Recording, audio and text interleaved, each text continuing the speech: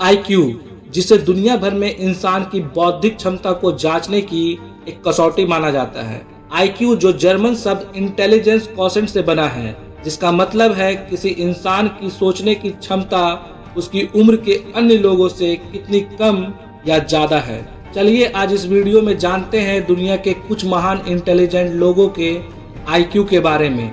Stephen Hawking, 10,000 लोगों में से किसी एक के पास स्टीफन हॉकिंग जैसा आईक्यू होता है। स्टीफन हॉकिंग, जो अपनी बीमारी के कारण हिल तक नहीं सकते थे, लेकिन उनका दिमाग में इतनी क्षमता था कि वे केवल अपने दिमाग के दम पर कैम्ब्रिज यूनिवर्सिटी में गणित के प्रोफेसर बने और विज्ञान के क्षेत्र में ब्लैक होल्स और बिग बैंग थ्योरी पर लंबी रिसर्च भी की।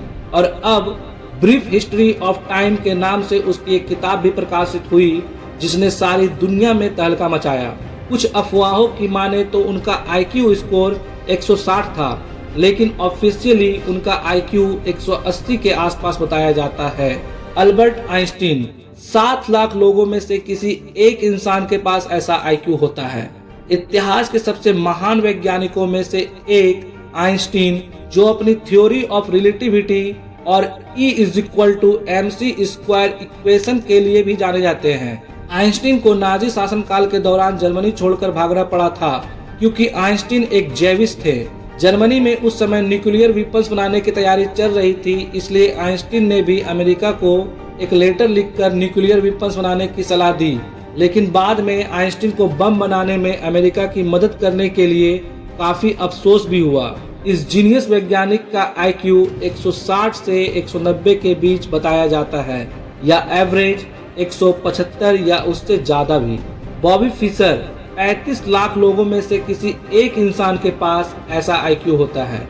आज तक के सबसे महान चेस प्लेयर्स में से एक है बॉबी फिशर। कोल्ड वॉर के दौरान सोवियत और यूएसए के बीच एक चेस मैच कराया गया था।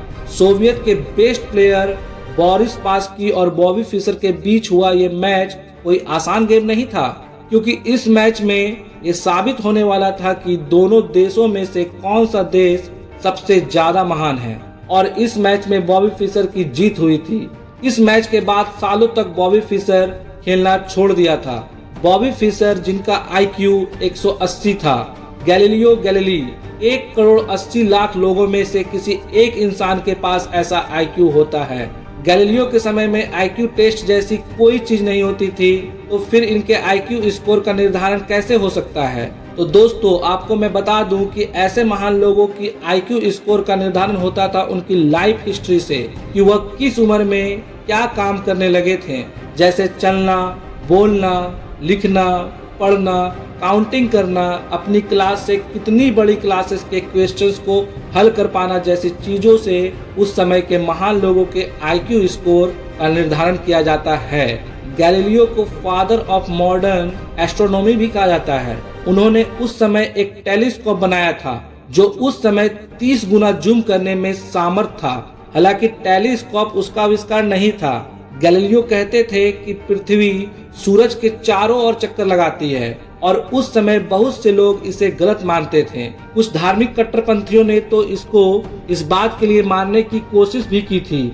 उनकी उस समय की बुद्धि की आकलन के आधार पर उसका आईक्यू स्कोर 185 के करीब माना जाता है। आइजैक न्यूटन, 10,70,00,000 लोगों में से किसी एक इंसान के पास ऐसा आईक्यू होता है। न्यूटन, जिनकी गिनती दुनिया के महान वैज्ञानिकों में होती है। दुनिया को ग्रेविटी का मतलब 200 साल पहले इन्होंने ही समझाया था, और लॉ ऑफ मोशन भी इन्हीं की देन थी। ऐसा कहा जाता है कि इनकी सोचने की क्षमता 5D थी। इनका यह मानना था कि हर चीज दूसरी चीज को अपनी ओर आकर्षित करते हैं। न्यूटन ने यह साबित करके दिखाया कि जितने भी ग्रह हैं वह सूरज की ग्रेविटी से ही अपनी एक्सिस में स्थिर रहते हैं। उनके बुद्धि के आकलन के आधार पर उनका आईक्यू 190 के करीब माना जाता है। दोस्तों, दुनिया में ऐसे भी कुछ महान लोग हुए थे जिनका आईक्यू स्कोर 200 से 280 तक भी रहा है। यदि आप चाहते हैं कि और भी महान लोगों के ऊपर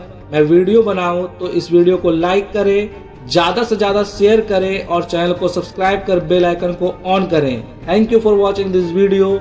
जय हिंद, जय भारत।